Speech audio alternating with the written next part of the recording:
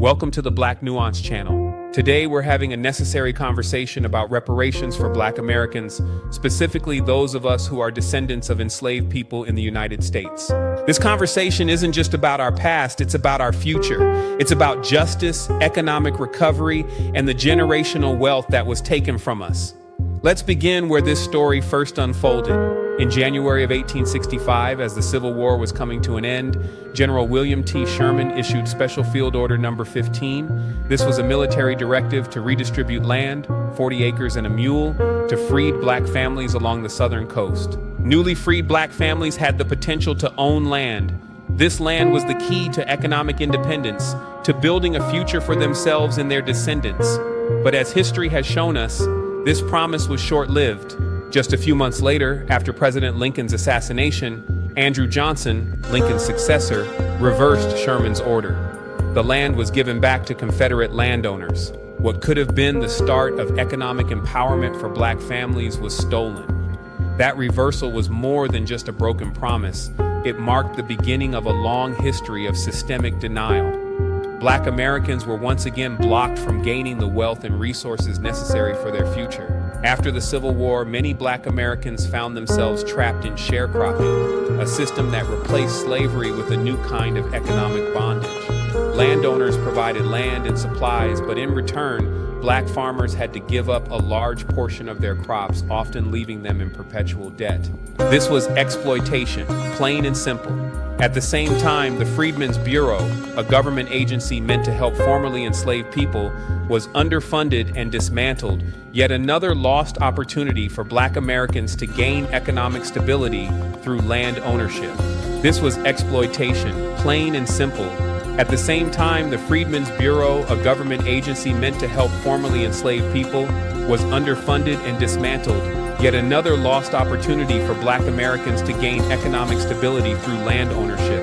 Despite making up around 13% of the U.S. population, Black Americans hold only 3% of the nation's wealth. And this is no accident. It's the result of centuries of being shut out of opportunities for home ownership, education, and business development. Reparations could be a powerful tool to bridge this gap. Studies estimate the total reparations owed to Black Americans could range from $10 to $17 trillion. That translates to about $300,000 per person. But let's be clear, reparations aren't just about cutting checks. Reparations are about restoring what was stolen.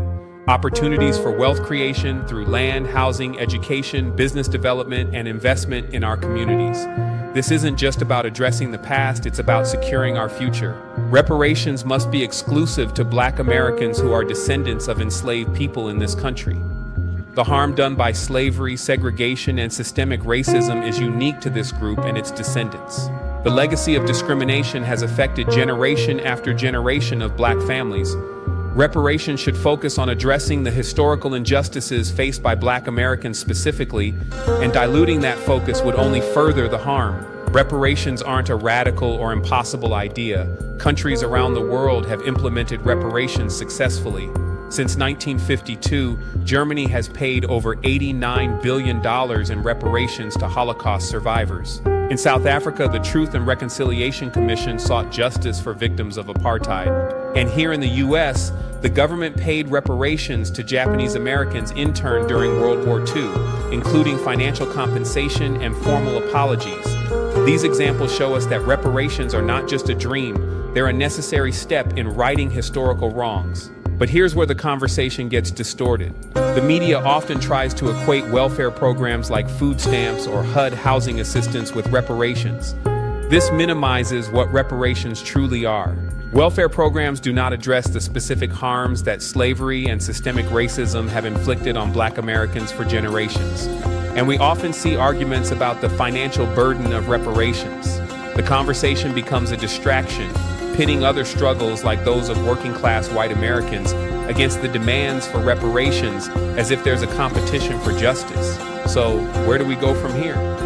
This conversation about reparations isn't just about financial compensation, it's about justice, about correcting systemic wrongs, and about building a future for Black Americans that reflects the opportunities stolen from us. To the younger generation, I urge you to stay engaged in this conversation.